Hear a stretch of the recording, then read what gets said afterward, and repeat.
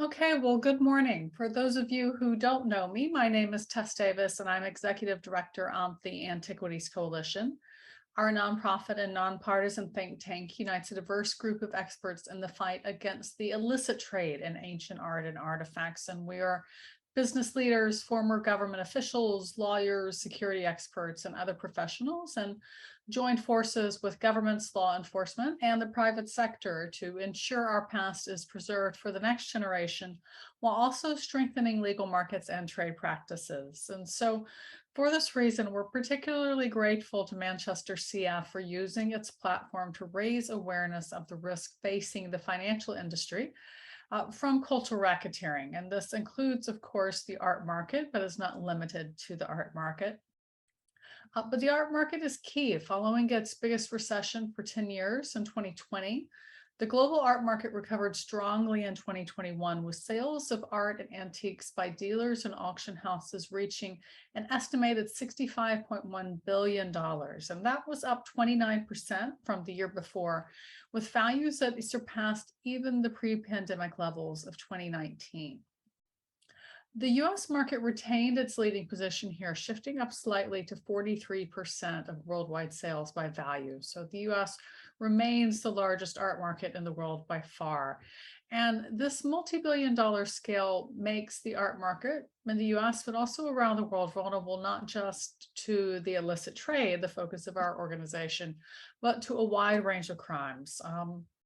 In addition to the high dollar figures, other aspects of the art market contribute, including its long-standing culture of discretion, as well as the unique nature of art itself. After all, two equally qualified experts can look at the same piece and be widely off in the value they assign to it.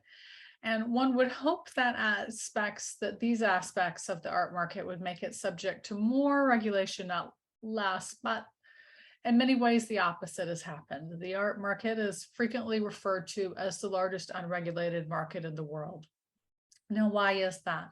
One reason I think is that it's been seen, perhaps accurately, as the purview of the wealthy, but we all know that's changing. And it's also been seen, and this is something that's very inaccurately, as something that doesn't affect anyone beyond the wealthy. That is, if art crime is viewed as a crime at all, it's viewed as a white-collar, victimless crime. So you take these things together, the amount of money involved, the lack of transparency, the lack of regulation, and the unique nature of art itself, and you have a perfect storm for a wide range of crimes like fraud, forgery, tax evasion, money laundering, sanctions violations, and even terrorist financing. There's a great need to raise awareness of these risks within the art market, but also within the wider private sector, which again is why we're so grateful to Manchester for using its platform to highlight these risks and combat them. We're proud to partner with Manchester on a new course tackling the subject, which seeks to promote a risk-based approach to help art market operators, but also others in other financial industries that intersect with the art market, to assess and understand their exposure to financial crime so they can fight back. And we do believe that this is an opportunity for legitimate art market actors, the vast majority who are out there, and others in the private sector who intersect with the art world to grow and remain competitive internationally while protecting themselves and their legitimate businesses. So again, we're proud to join on this program with Manchester, and in doing so, proud to stand alone other NGOs and foundations that have done the same, including the Royal Foundation of the Duke and Duchess of Cambridge, the Anti-Human Trafficking Intelligence Initiative, and United for Wildlife. So it's my pleasure now to turn it over to Kim Manchester to learn more about this course that they are launching on this important subject. A few words of technology. We would love to hear from those of you in the audience. We encourage you to take advantage of Zoom's interactive features today, particularly the chat and Q&A functions, which we will be monitoring. And we'll be hoping to answer your questions as well. So now to turn it over for you. Thank you again. We look forward to seeing more about the course. Thank you, Tess. Good morning, everyone. My name is Kim Manchester. I'm the founder and managing director of ManchesterCF Financial Intelligence. We are a firm based in Toronto, or Toronto and outlying regions these days, as we're all spread out. And we offer online financial intelligence training programs to financial institutions, national financial intelligence units, law enforcement agencies, customs services, policymakers, and the intelligence community. So today, we're going to have a look at who we are and what we do, and then we're going to look at FIU Connect Art and Antiquities, which we're very pleased and proud to be working with the Antiquities Coalition on this subject. It's an absolute privilege, and Tess and her team have been wonderful throughout. So looking forward to many years to come. ManchesterCF provides FIU Connect. There are 16 modules and growing, but in fact, now there are 17 because last week we launched our FIU Connect open source intelligence program. These are courses designed for anti-money laundering, counter-terrorist financing, and national security threats for the international financial services industry. All of our programs are in HTML5, so you can view them on any current browser. Chrome, Safari, Firefox are the best. And there are no instructors, there's no scheduled webinars, there's no downloadable videos. This is not just a glorified YouTube channel. This is online learning at its best. And FIU Connect is hosted on Blackboard, the learning management system that uses Amazon Web Services. So it has usually security pre-clearance with public sector and private sector. And it's very stable and reliable, which is wonderful. Now, the financial intelligence specialist is from ManchesterCF, the University of New Haven. Complete 12 modules in 1 year. There's no CPD, no annual fee. You get a PDF certificate and a digital badge from Credly. And there it is right there. So FIU Connect Art and Antiquities is part of the Financial Intelligence Specialist Program. There are courses on international banking, trade-based money laundering for international trade, correspondent banking, capital markets, and private banking. All the courses, we spend a lot of time on graphic design. We have animated examples and knowledge checks dotted throughout, and then a final knowledge assessment. Correspondent banking's there. I'm skipping through very quickly because we want to get to the art and antiquities one, right? Capital markets, and then 4 financial intelligence units. So this is where the art and antiquities course is, the bottom right-hand corner. And we have other modules like fundamental anti-money laundering to understand what money laundering is, corruption, report writing for financial investigations, terrorist financing, legal trade of wildlife, which we do in conjunction with the Royal Foundation and United for Wildlife, which used to be the Duke and Duchess of Cambridge, but now they're the Prince and Princess of Wales. Environmental crime and proliferation financing. So that course is under development. All these other courses exist. Human trafficking, we worked with a human trafficking survivor on that. Economic sanctions, critical thinking, crypto assets, and then financial investigations. So for the art and antiquities market, what's relevant here? Fundamental anti-money laundering, corruption is, terrorist financing is, economic sanctions, critical thinking, crypto assets, but most importantly, financial investigations, and then open source intelligence. So let's skip ahead to a live session. I'm going to switch screens here. Please bear with me. Now, today we've selected to use Northern Ontario Bank, which is a fictional bank. But you can see there's the open source intelligence course, financial investigations, art and antiquities, trade-based money laundering, etc. So let's go to art and antiquities. Now, if you have any questions along the way, please don't hesitate to use the chat function.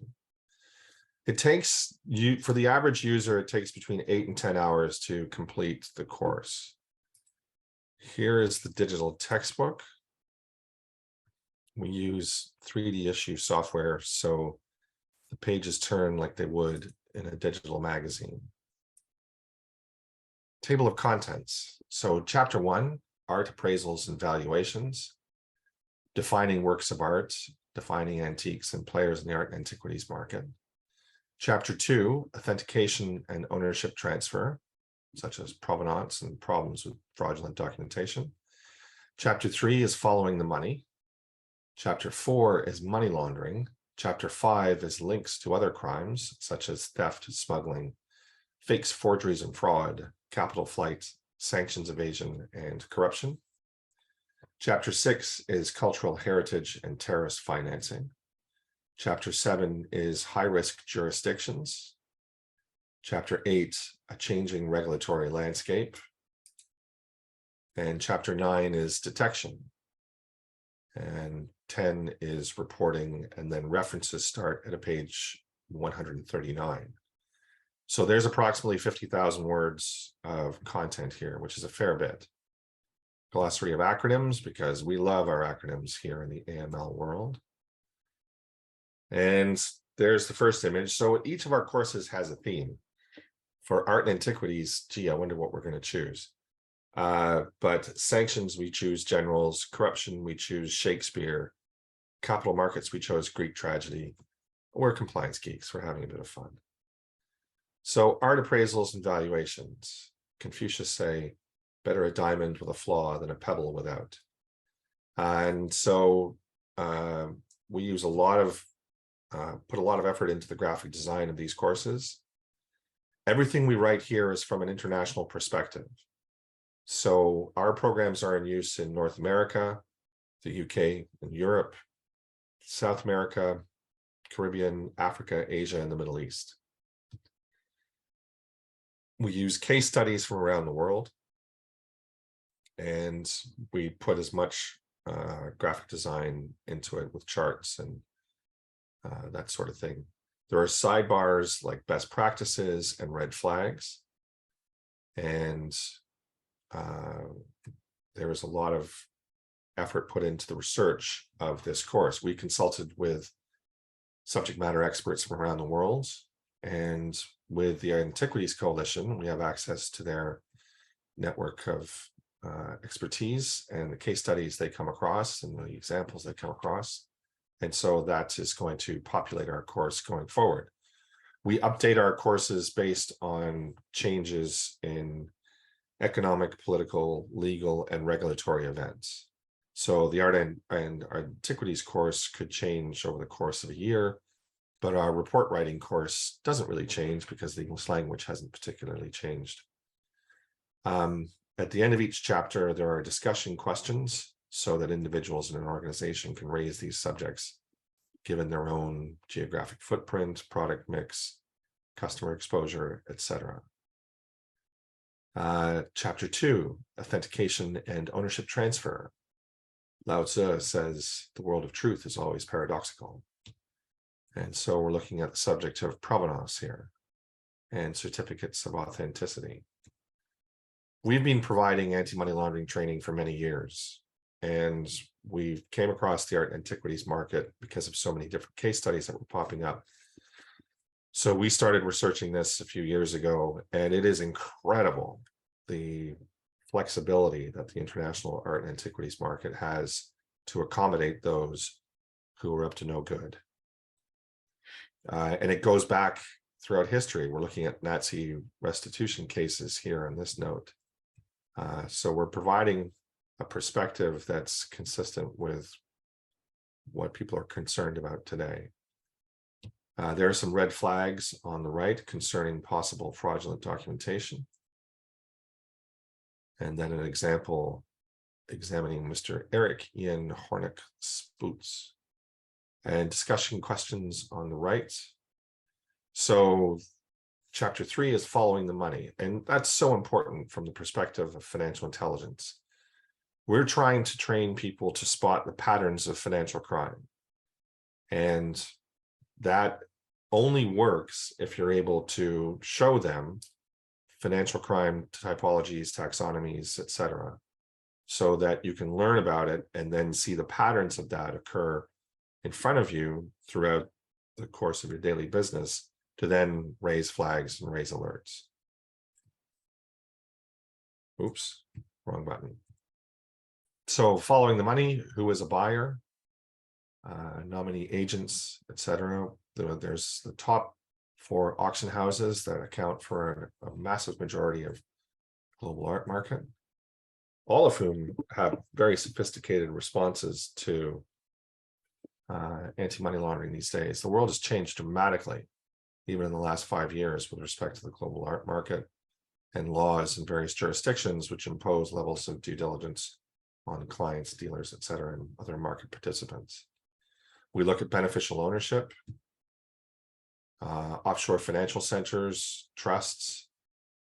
On the subject of OFCs, I spent many years in the banking business in Hong Kong, and I knew various art dealers socially in Hong Kong, and money laundering, getting money out of China and into Hong Kong, was a large part of their business using the art market. So beautiful pieces will be purchased in China, brought into Hong Kong completely undervalued, or would just show up and then be sold in the Hong Kong market to raise the necessary funds to be deposited into Hong Kong banks outside of the purview of the PRC, or deposited into banks and then sent offshore further from there. So capital flight using the international art market in Hong Kong was something I saw firsthand. So red flags on the left, trusts and international business corporations, IBCs, fantastic tools in international money laundering, especially for the international art market involving ownership. IBCs are like wine. You pay very little money for an unaged wine, an unaged international business corporation that could have been formed yesterday. But if the IBC was formed 5 years ago and has 5 years of account statements and board meetings and has aged beautifully, you pay a very high premium for that. So something to think about. We look at the Panama Papers and Jolo. Jolo is the guy who set up the 1MDB fraud in Malaysia, and his influence in the international art market was stupendous. Jolo apparently is still in China. He hasn't left. I'm not sure where he'd go, but he seems to keep his new hosts happy. I'm not sure how, because I think he's running out of money by now, but that's where he is. And we look at some of the cases involved in the 1MDB scandal, which has laid or claimed all sorts of scalps around the world. Free ports. I mean, need I say more? Free ports are spectacular places to wash the proceeds of crime. And then we also make a parallel between the art antiquities market and its similarities to correspondent banking, because there are many, and they need to be kept in mind. We look at free ports, free zone, or free trade zone, subtle differences. And then we look at some examples such as Geneva Free Port, Singapore Free Port. Here's a case study of the seated man leaning on a cane and the Geneva Free Port. That was a big case. And then Luxembourg. And, you know, free ports are emerging all over the place. I think that they're only going to increase in number. They'll be very different. I mean, a free port in the middle of Central Asia will be very different from a free port in Luxembourg or Singapore. But then we have red flags associated with free ports. And we look at Hong Kong, Beijing, Delaware, etc. Transportation, another issue within money laundering. And then new vulnerabilities, blockchain, use of crypto assets and fractionalization, anonymizers. I mean, this is taking an already discrete industry and then plunging it into the world of crypto assets. So it is quite remarkable. We examine NFTs, non-fungible tokens, and have some red flags on the suspicious use of crypto assets. Now we look at money laundering, specifically money laundering within the art and antiquities trade. What the FATF, the Financial Action Task Force, has to say. What is the definition of money laundering? The 4 stages of money laundering. Sometimes you hear about the 3 stages. We like to use 4 because there's a predicate offense. Trade-based money laundering, a case in Beaufort Securities and the Financial Conduct Authority, so that's the UK. There's another example of a trade-based money laundering from Romania. So again, international perspective. the art and antiquities market beyond a certain level is international. To only look at a specific region would be foolish. Loan back schemes, which is a huge problem. That's pulled from the old BCCI era and the private banking world, and then put into the art and antiquities world. Value storage, ownership transfer and settlement, security. Art and antiquities are used in a variety of different applications for money laundering. Links to other crimes, theft, smuggling. True story, my neighbor growing up, his family fled Hong Kong when the Japanese invaded, or just before the Japanese, no, after the Japanese invaded. And one of his school books had all sorts of incredibly valuable Chinese paintings inserted into Mr. Poy's school book as he was led out of Hong Kong. So interesting. Not the proceeds of crime, although the Japanese occupiers might have said something about that. Smuggling and fakes, forgeries, and fraud. Massive issues for the art antiquities market. We look at a case study. We also look at capital flight that relates to the China example I gave before. Sanctions evasion. I mean, sanctions these days are all over the place. So any opportunity to evade sanctions will be examined by various people. The Rottenbergs, Arkady and Boris Rottenberg. I mean, this case study is so well provided for by the US government. The Permanent Subcommittee on Investigations produced a fabulous report on that. Corruption, politically exposed persons. There's a case from Equatorial Guinea. Beneficial ownership, matters on the right. And then we look at cultural heritage and terrorist financing.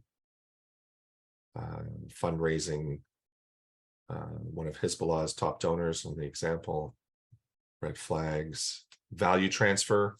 I mean, that's for a terrorist group, that's tremendous. And disguise, camouflage. We look at specific regions such as Syria and Iraq.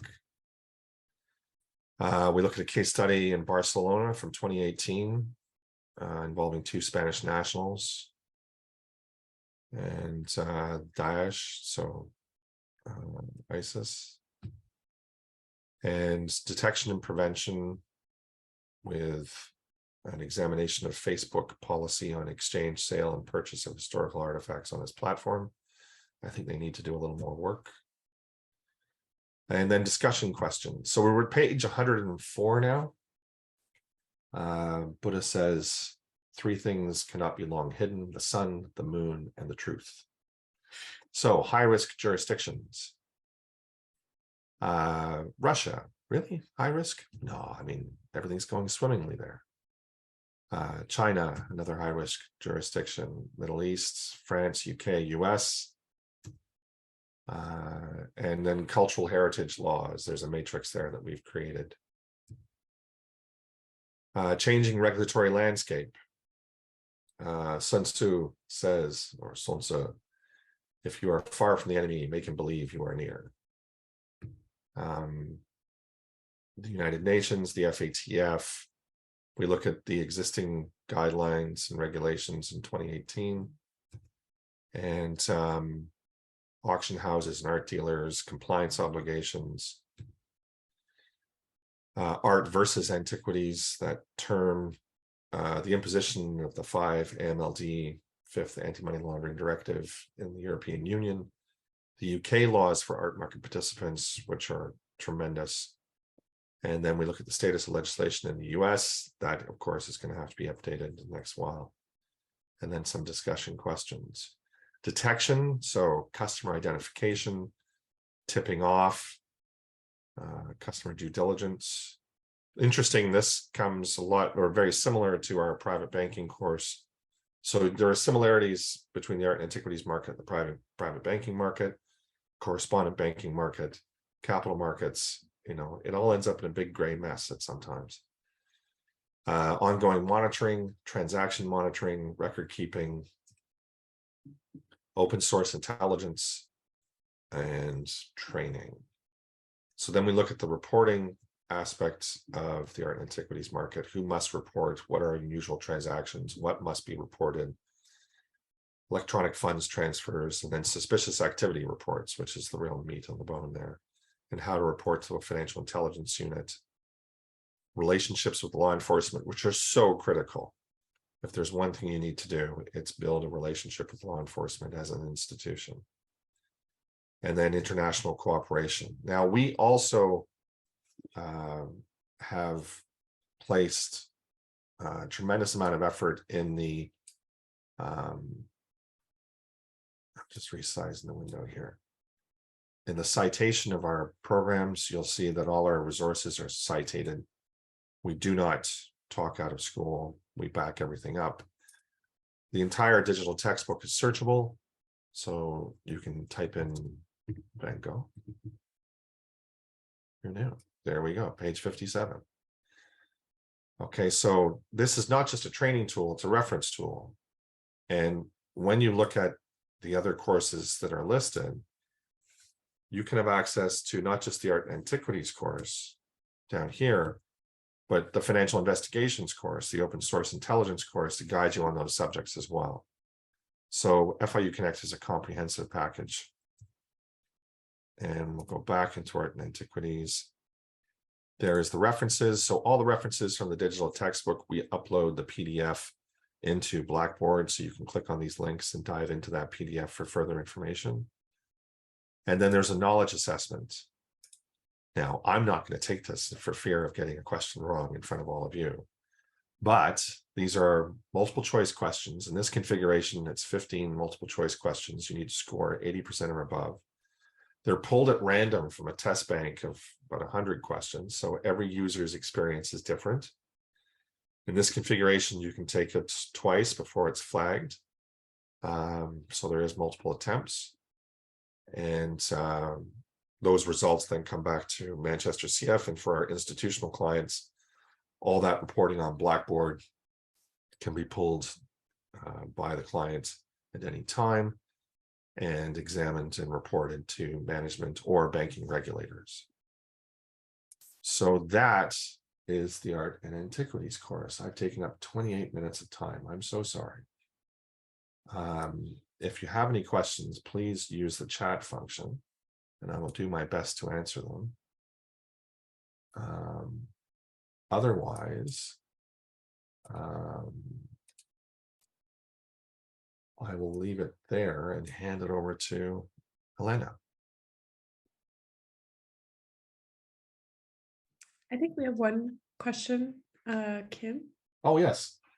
How long is the material available once the course is completed? Excellent question. So once you sign up for the course, you have 3 months to do the course, or if you sign up for the financial intelligence specialist program, you have a full year and you have access to all 17 courses. And that goes for $23.88 US dollars. FIU Connect Art and Antiquities currently sells for $580.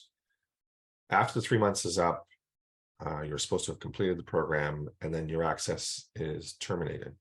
Or you can sign up for what's known as FIS Plus, and that gives you access to, once you've done your FIS, gives you access to the entire course catalog for another year. So all the course updates can come to you and course releases.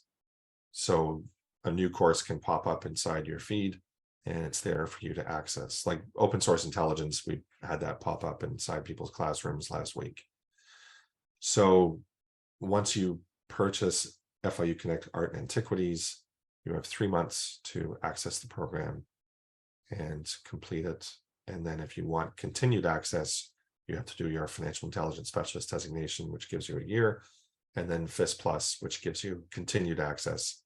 We've segmented it that way because we want to keep costs down for FIS because there's no annual fee and there's no CPD requirements. Once you have your FIS, some people are like, yep, that's enough for me. That's great. Others say, I need access to updates. I need access to course releases. I need access to this material as a research and reference tool, not just a training tool. And so we accommodate that as well. All right, it is now 9:33. I'm 3 minutes over. Thank you all for attending. Really appreciate it. You have our details. Contact us if you have anything else you want to say. And if not, stay healthy, stay happy, and good luck. Bye.